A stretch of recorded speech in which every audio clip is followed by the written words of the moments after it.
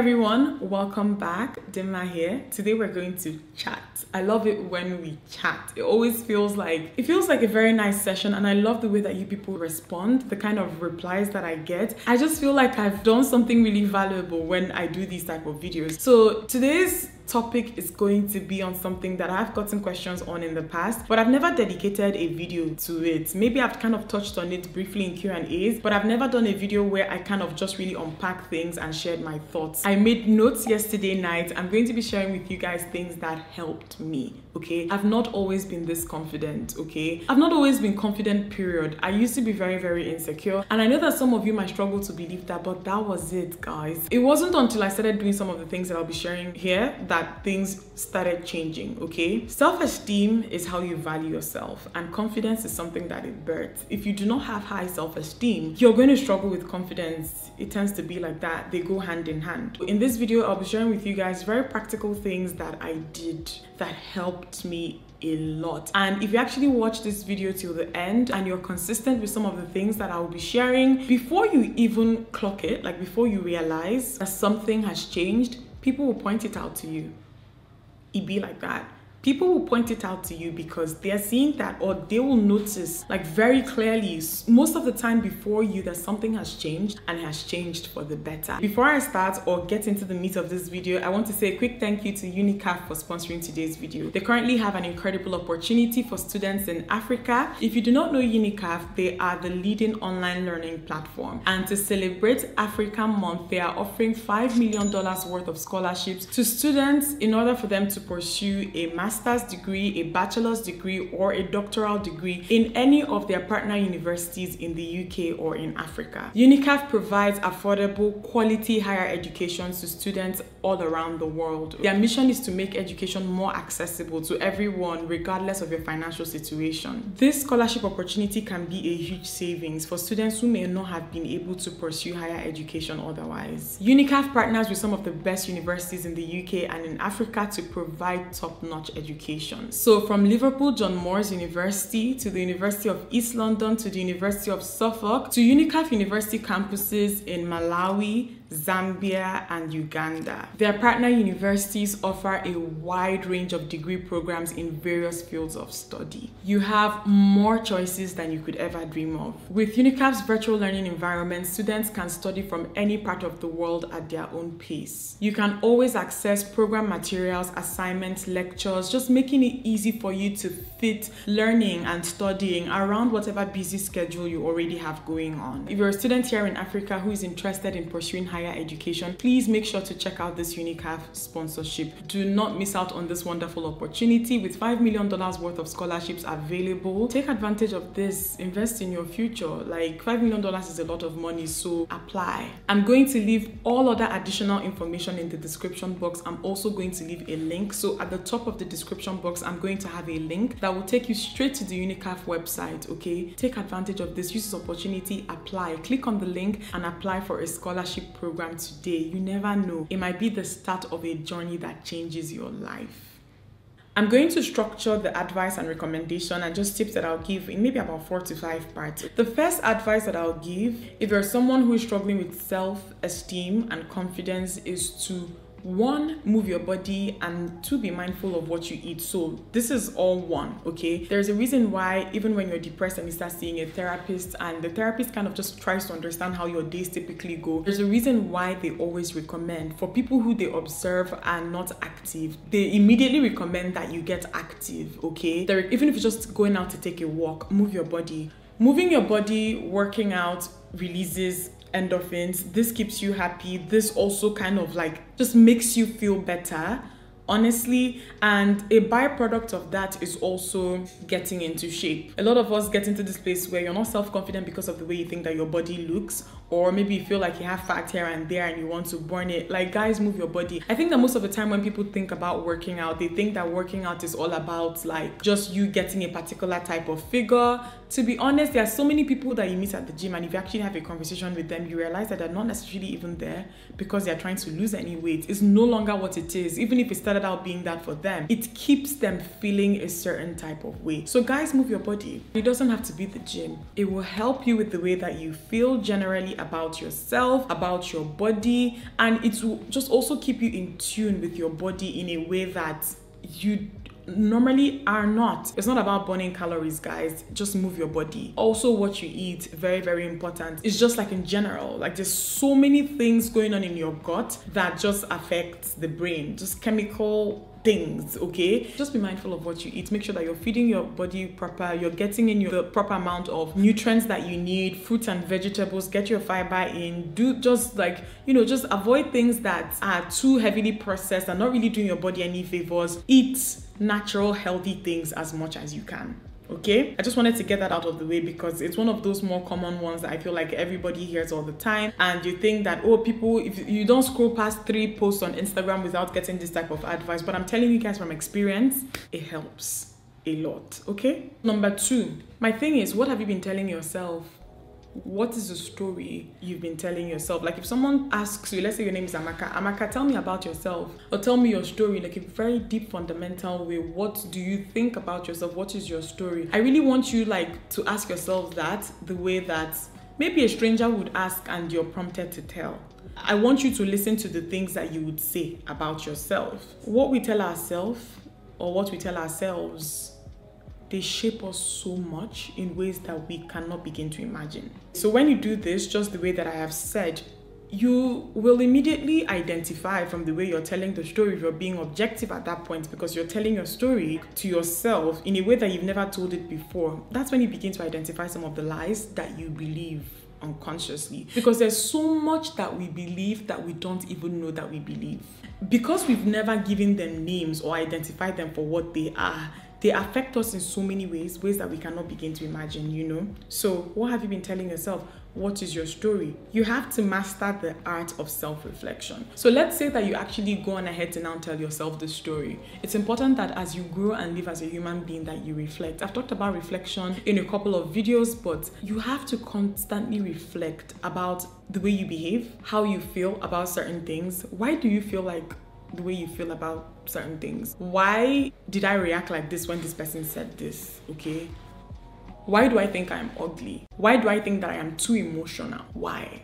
It's very important because a lot of people go through life without asking themselves why. The whys are so important. You cannot and you will just not be able to tear down some of the lies that you believe about yourself until you actually identify them and give them a name. So like I said earlier, why do I think I'm ugly? Why did I react like that? I had to get to points where you'd be like, why did I react like that in this particular situation? Is it because I was jealous? And some of us sometimes believe ourselves to be above certain types of behaviors, right? But then the faster you identify that jealousy is something, let us say, that you struggle with, just give it a name, and then you know that this is what it is and I don't like this about myself and I have to work on it.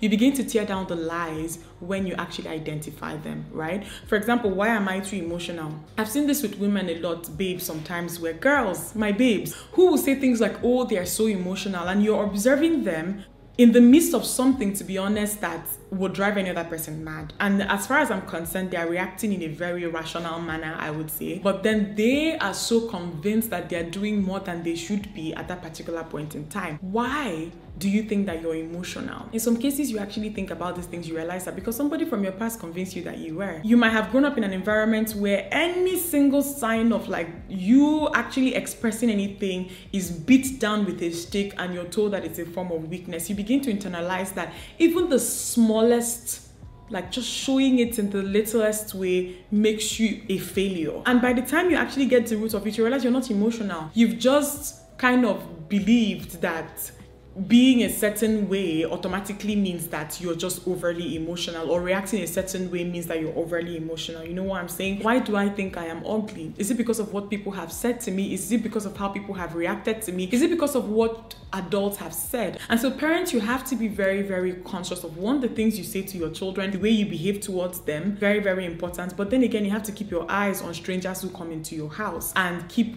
your eyes on the things that they say to your children, because children internalize these things. Ask yourself why you believe the things that you believe.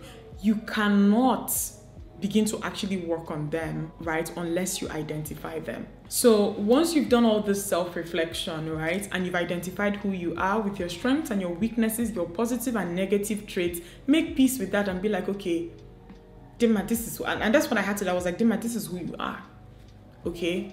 And then you now decide your identity. Who do I want to be? Like, I want to be a better version of myself that does not necessarily embody all these negative traits that I have identified. It could be as simple as, I want to be someone who takes care of their body, and an ideal version of myself takes care of their body. And when you decide not to work out, for example, so somebody who takes care of their body works out consistently. They eat good things.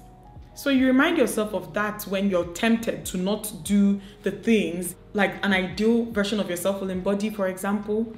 You remind yourself like, oh, you don't feel like working out today, but an ideal version of myself takes care of my body. I want to be somebody who is not petty and jealous. So when you're presented with information that will trigger you in the past, you remind yourself that I want to leave all these things. Like I don't want to be that person anymore. But you also have to decide that this is what you want to become. I want to be somebody who is more organized. I want to be somebody who is more consistent. Tell yourself that and run with it. That's when you begin to see change. Okay, so decide your identity. I think that is very, very important, and begin to work towards that identity. And this is not about choosing somebody that you want to idolize and then you start mimicking them. No, this is about yourself. I've seen myself for who I am. I want to make myself better. This better version of myself that I am seeing, or I am imagining, or I am envisioning, what will they do? That will really guide you, especially when it's time to make the small but important decisions. And in situations where what to do doesn't even come to you really quickly, you're trying to decide on what to do, you ask yourself, what would a consistent person do? How will a non-jealous person or not too jealous person react in this situation? What will somebody who actually wants to take care of their body do in this particular situation? It's very important. And once you've made this decision, you need to love yourself as you do what you have to do. You need to not be too hard on yourself. The way you would imagine a loving parent to look over you while you try to fix something. When you fail or when you fall short, let's say you start out with the hope you want to work out, and then for one reason or the other at the beginning you start flunking and you're not doing it as well as you should. You don't begin to insult yourself and say very derogatory things to yourself internally as you try. It's important that you love the heck out of yourself in the process. You have to look at your body and know. Tell yourself that you're one of a kind. I'm actually being serious. Tell yourself that you're one of a kind. And you forget that your body is keeping you alive. You have to love yourself. Look at yourself, go to the mirror, tell yourself that your body is one of a kind. I'm being very serious. In the midst of a lot of the nonsense we feel sometimes, you know, especially when it comes to self-esteem, when we lack confidence in so many areas when it comes to our body, we forget that this body that we're not confident in is keeping us alive. I'm at a place now where I don't care what standards you've internalized and I don't care what you've seen. And trust me, people on YouTube here who do social media will tell you some of the stupid comments we get. It's not me that you can convince that anything is wrong with my body, to be honest. Okay, that's just what it is. You need to begin to practice self-love, affirm yourself, be patient with yourself. You will see that things people say which tend to affect our esteem and confidence, once you begin to feel a certain type of way about yourself, you see that what people have to say about your person, it doesn't carry as much weight as they used to before. Because at that time, you have decided who you are. You have told yourself a truth that you want to believe and you're running with it. So at that point that you've made that decision, you who knows yourself more than any other person, nothing any other person is saying should carry, well, ideally, honestly, they tend to start carrying less weight. Okay, so I'd say love yourself. Begin to practice self-love. It's very, very important. And like I said, this does not mean making excuses for yourself, but begin to practice self-love. Once you begin to practice self-love, the next thing that should honestly follow, as far as I'm concerned, and because this is what followed for me, is to begin to live for yourself, not for any other person. Begin to stand up for yourself, begin to speak up for yourself, especially that your inner child that you realize was the reason for a lot of the whys during your self-reflection. Begin to live for yourself, okay? Do things for yourself. Stop doing things from a place of fear. Honestly, I don't recommend that for anyone. And just begin to speak up for yourself. One of the first things I started doing at this stage in my life was to start speaking up more for myself. And I remember how some of the adults and family members around me handled it. They did not handle it so well because they were like, something is wrong with this babe. But no, the only thing was just that they were seeing a version of me that was more, not even opinionated, but was more vocal than I used to be. Live for yourself. And you have to, anyway, Sha, I think start first. Once you start living for yourself and you start vocalizing more, you realize that nobody will die. I used to think that standing up for myself and deciding and doubling down on certain things, that if I do this, somebody will get so offended. Some people, when you do this and you realize that nobody dies the first time you do it, nobody dies the second time you stand up for yourself, nobody dies the third time you speak up for yourself, it gives you vim to do it and do it more often. Identify the things that make you happy. Identify the things that threaten your peace. Just identify the things that trigger you, and then begin to just know how to move based on that. The things that make you happy, gravitate towards them. The things that trigger you or people that trigger you, you begin to establish boundaries.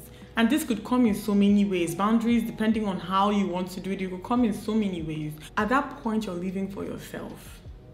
Do you get? Because I know the things that make me happy now. That's what I want more of. I know the things that trigger me or the things that make me unhappy. I want less of that. A lot of us just stay around things that upset us so much for so long because we do not want to hurt another person. You're not living for yourself when you do things like that. So I hope that you guys found this video helpful. These are things that really worked for me, and I hope that they work for you guys too. Try these things and just kind of let me know how they go. I love you guys, and I'll see you in my next one. Mwah.